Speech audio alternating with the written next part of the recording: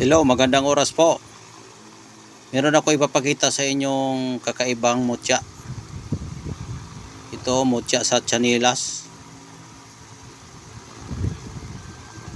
Para siyang tsinelas o sapatos na mutya. Ayan o. Parang sapatos. Ayan o.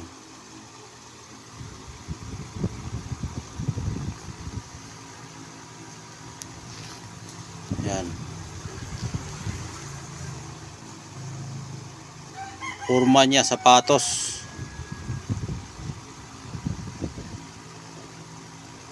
Ito yung apakanan, no? Dito yan ang apakanan. Apakan yan dito. Tapos dito ilagay yung paa natin, ipasok dyan. Ayan o. Ayan. Sapatos talaga siya. O tsinelas o. Kasi yung sapatos at tsinelas ay pareha lang yan sila apakanan, kaya ang hugis niya ay apakanan talaga siya o. Ayan. Sapatos ng diwindi.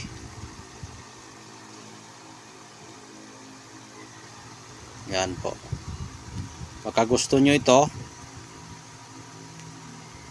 pwede kayong tumawag sa aking number. Meron akong number na iniwan dyan. Nakikita ko ito sa daanan, sa tabi ng daanan na may malaking punong kahoy.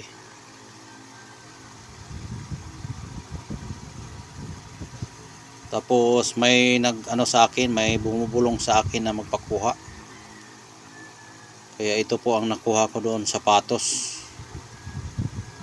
Crystallized pa ang kanyang itsura. Ano, may apakanan siya.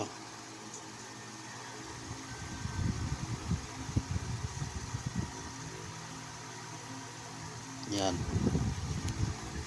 Meron pang groove siya sa sapatos. Yan. Bato na po ito. Bato.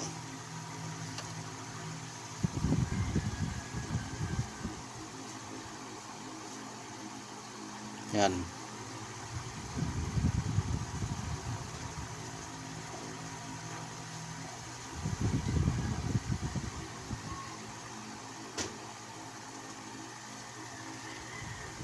Ang gamit po nito ay gamit po ito sa paglalakad. Kung saan saan ka maglakad, magiging safety ang iyong paglalakad kapag mayroon kang mutya sa sapatos o apakan na bato. Kasi yung virtud niya ay nagiging bato na po yung sapatos.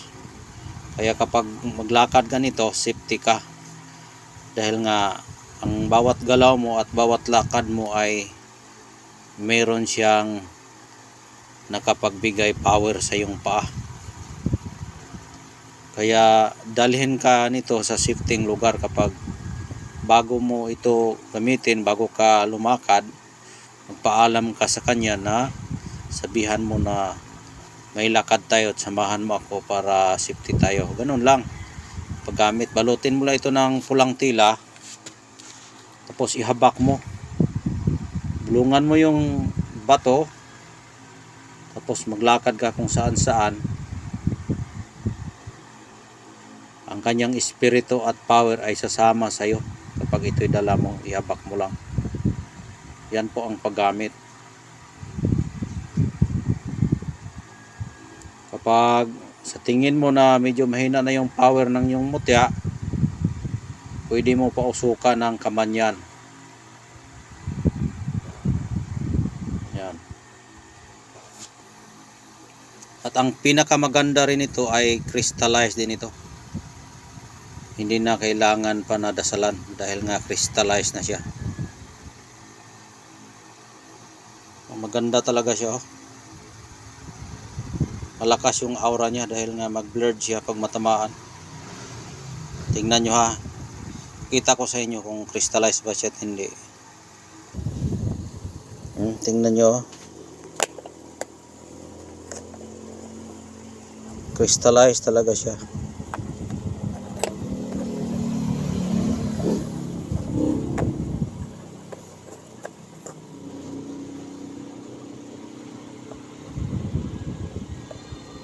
Yan, napakagandang bato o mutya,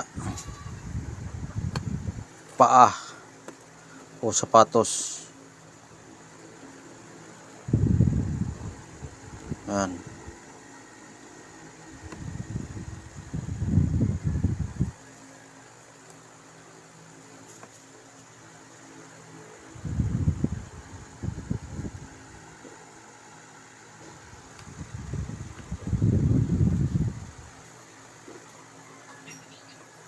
Yan.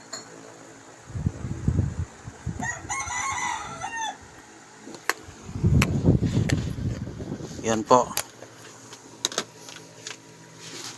Oh, yan din oh. Sa personal, yan ang itsura.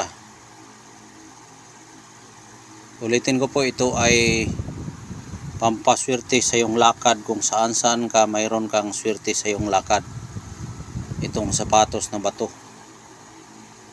At ang napakaganda nito, crystallized pa. Kapag crystallized kasi, hindi na kailangan na dasalan pa. Magdasal tayo sa Diyos, hindi tayo magdasal sa bato. Ayan po, ito'y gabay lamang para meron tayong gabay. Ayan po ang mutya natin. Ang gabay po kasi ay bawat kasi mga nandito sa ibabaw ng lupa, may mga espiritu po yan. Dahil nga po sila'y buhay, lumalaki. Hindi yan sila lumalaki kapag walang espiritu. Kaya ito may espiritu siya.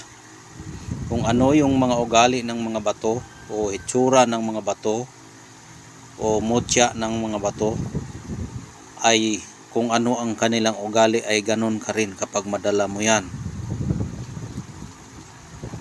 Tapos kung madala mo na ito, ikaw mismo ang mag-train sa kanila na iutos para ikaw ang masusunod, hindi ang mga bato na masusunod sa iyo. Hindi ikaw pwede ang magsunod sa bato, kundi ang bato magsunod sa iyo. Dahil sila ay gabay ng espiritu o agimat mo na ikaw ang magdikta sa kanila para gagamitin mo. Hindi pwede na ikay gagamitin sa agimat dahil nga ikaw ay nagdadala ng agimat para sila ang utusan mo. Hindi pwede na ikaw ang magpautos sa agimat o mga mutya. Yan po ang magdala ng mga mutya. Hindi pwede kasi na magdala ka ng mga antingan na mga bato na ikaw ang magpapahila sa kanilang mga espiritu. Hindi pwede yan dahil nga po maraming klase ang mga agimat o mutya. May mga mutya na mayroong mutya sa kadiliman at sa kaliwanagan. Kapag magpadala ka niyan ay sigurado delikado yung buhay mo. Kaya kung magdala ka ng agimat, ikaw palagi ang maghihila sa kanilang birtud at kapangyarihan at utusan mo para ikaw ay safety at sila din ay safety at sila ay magbigay sa iyo ng proteksyon dahil sila ang mas makapangyarihan sa atin. Kaya yan po ang pagdala ng anting-anting at agimat. Yan, ito ang mutya sa paa o sapatos. Bakit ko sinasabi ng paa o sapatos? Dahil nga pag iganon mo parang tsinelas o sapatos yung kanyang apakan. Kapag iganon mo parang sapatos din. Ito yung tudlo dito, yan tudlo. Ito yung dito pumasok, libon na siya, libon. Pumasok yung paa natin dyan, libon na dahil nga ay nagiging bato. Kaya maswerte ang mayroong ganito dahil nga ito ay pampaswerte na, may proteksyon ka pa. Ang swerte kasi ay marami. Maaring ikay dalhin sa mga maswerteng lugar na humingi ka sa mutya o mga bato na bigyan ka ng kung ano ang mayroong karapat-dapat na mapara sa iyo. Dahil kapag utusan mo ito na masisira yung buhay mo, sigurado na masisira ang buhay mo. Kaya bawat araw magdasal tayo ng ating Panginoon na bibigyan tayo ng magandang buhay sa pamamagitan ng birtud na may kapangyarihan na bato